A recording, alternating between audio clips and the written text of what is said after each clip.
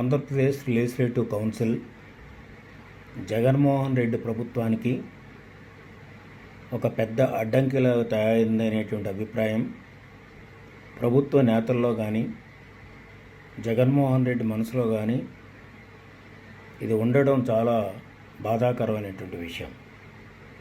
రాజ్యాంగపరంగా అదేవిధంగా కౌన్సిల్కు ఉండేటువంటి రూల్స్ ప్రకారంగా శాసనసభలో ఏది పాస్ అయినప్పటికీ కూడా అది కౌన్సిల్కి వచ్చినప్పుడు దాన్ని క్షుణ్ణంగా ఎగ్జామిన్ చేసి అదేవిధంగా కొన్ని అమెండ్మెంట్స్ తోటి కానీ లేకపోతే టోటల్ రిజెక్షన్ కానీ లేకపోతే సెలెక్ట్ కమిటీకి కానీ పంపించేటువంటి అవకాశం ఉంది.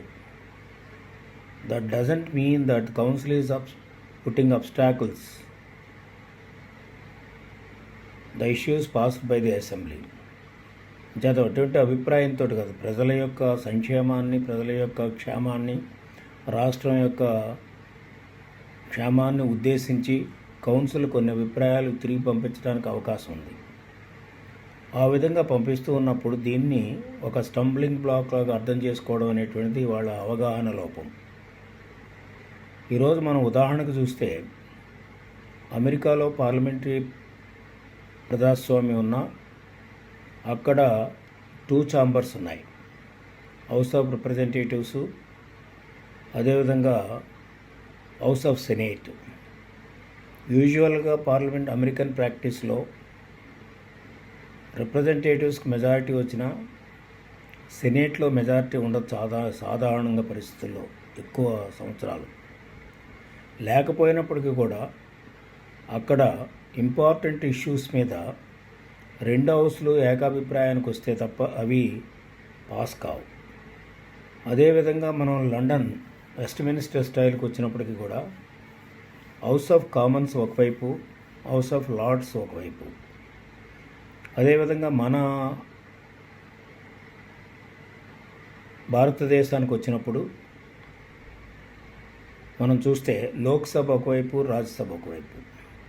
ఆల్మోస్ట్ వెస్ట్మినిస్టర్ స్టైల్లో మన లోక్సభ, రాజ్యసభ ఉంటాయి.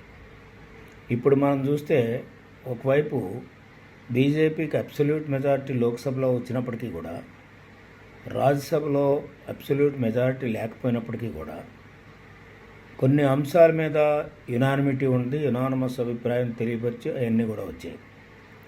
అంచేత అప్పర్ ఛాంబర్ అనేటువంటిది స్టంబ్లింగ్ బ్లాక్ కాదు. అదేవిధంగా వస్తున్న అన్నింటినీ అడ్డుకునేటువంటి పరిస్థితి కూడా ఉండదు.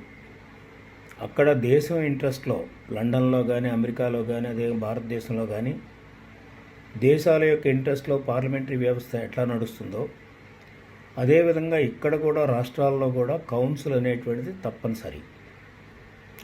ఇంచేతంటే ఆ రాజ్యాంగాన్ని తయారు చేసినటువంటి అంబేద్కర్ గారు వీళ్ళంతా కూడా ఆ రోజు ఆలోచించింది, ఆ రోజు ఉండేటువంటి జనరేషన్ వేరు.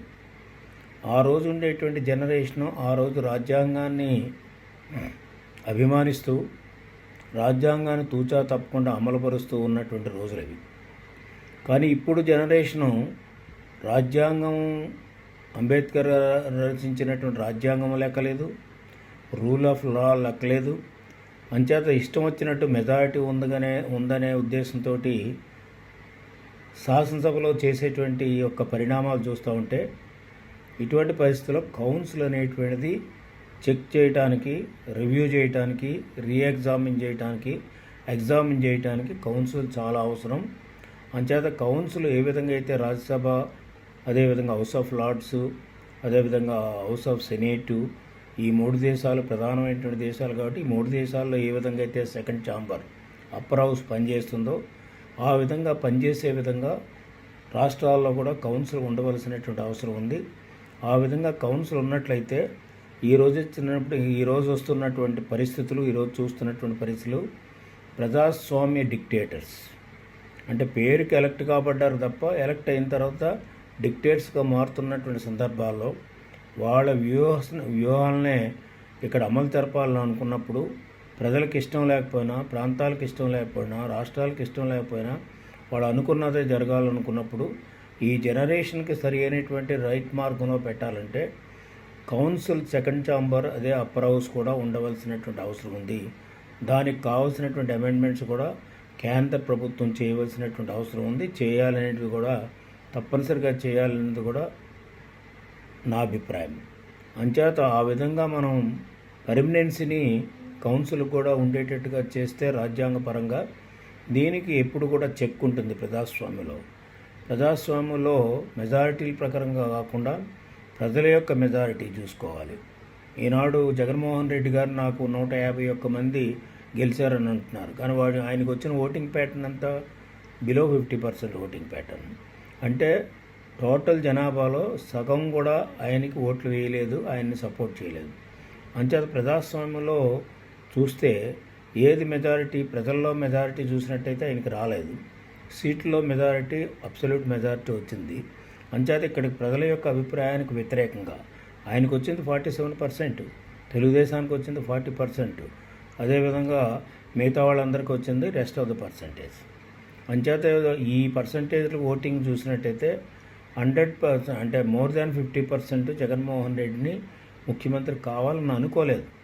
అంచేత ఓకే, సీట్లు వచ్చాయి కాబట్టి గవర్నమెంట్ ఫామ్ చేశారు. గవర్నమెంట్ ఫామ్ చేసిన తర్వాత ప్రజల అభిప్రాయాన్ని కూడా దృష్టిలో పెట్టుకుని చట్టాలు చేయవలసినటువంటి అవసరం ఉంది తప్ప సొంత అభిప్రాయాలకి సొంతంగా లబ్ధి కొరకు చట్టాలు తయారు చేసే పరిస్థితులు ఈరోజు జనరేషన్లో ఉన్నాయి. కాబట్టి ఇవన్నీ అరికట్టాలంటే కౌన్సిల్ తప్పనిసరిగా రాజ్యాంగపరంగా పర్మనెంట్ విధానం వచ్చే విధంగా రాజ్యాంగాన్ని కూడా అమెండ్ చేయవలసినటువంటి అవసరం ఉంది. అది గవర్నమెంట్ ఆఫ్ ఇండియా నేను నా పర్సనల్గా అదేవిధంగా కోరుతూ ఉన్నా. ఎందుచేతంటే ఇది తప్పనిసరి ఇప్పుడున్నటువంటి పరిస్థితిలో. తప్పేం లేదు. ఎంచేతంటే 3 దేశాల గురించి చెప్పాను. అంటే 3 దేశాల్లో కూడా సెకండ్ ఛాంబర్ ఉన్నప్పుడు ఇక్కడ రాష్ట్రంలో కూడా ఎందుకు సెకండ్ ఛాంబర్ ఉండకూడదు, అదే విధానంలో ఇది ఇక్కడ ఎందుకు పనిచేయకూడదు? అప్పుడు ఏంటంటే టోటల్ చెక్ ఉంటుంది కాబట్టి ఏ పార్టీ అధికారంలో ఉన్నప్పుడు కూడా వాళ్ళ ఇష్టానుసారంగా పనిచేయడానికి, ప్రజలకి ఆలోచనలకు వ్యతిరేకంగా, ప్రజల ఇష్టానికి వ్యతిరేకంగా, రాష్ట్ర భవిష్యత్తు ఇష్టానికి వ్యతిరేకంగా పనిచేయడానికి వీలు లేకుండా ఇది కౌన్సిల్ కూడా పనిచేస్తుంది. కాబట్టి కౌన్సిల్, అసెంబ్లీ రాష్ట్రంలో చూసినట్లయితే కలిసి పనిచేసేటువంటి విధానాన్ని కూడా రూపొందించుకోవడానికి అవకాశం ఉంది. ఈనాడు యుఎస్ పార్లమెంట్ అంతే. యుఎస్ పార్లమెంట్లో సెనేట్కి మెజారిటీ, సెనేట్లో ప్రభుత్వానికి మెజారిటీ ఉండదు, హౌస్ ఆఫ్ రిప్రజెంటేటివ్స్లో మెజారిటీ ఉంటుంది.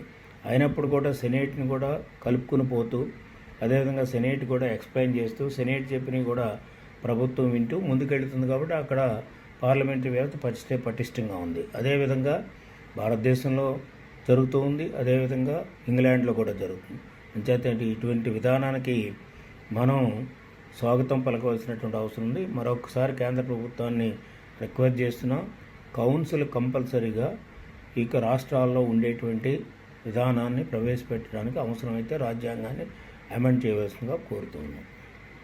Hi, this is Trisha. I'm Radhika Apte. వస్తాను కృష్ణమూర్తి. నేను ఆలీ మాట్లాడుతున్నాను. You're watching E3 Media Network. E3 media network. E3 media network. E3 Media Network. E3 means entertainment. entertainment.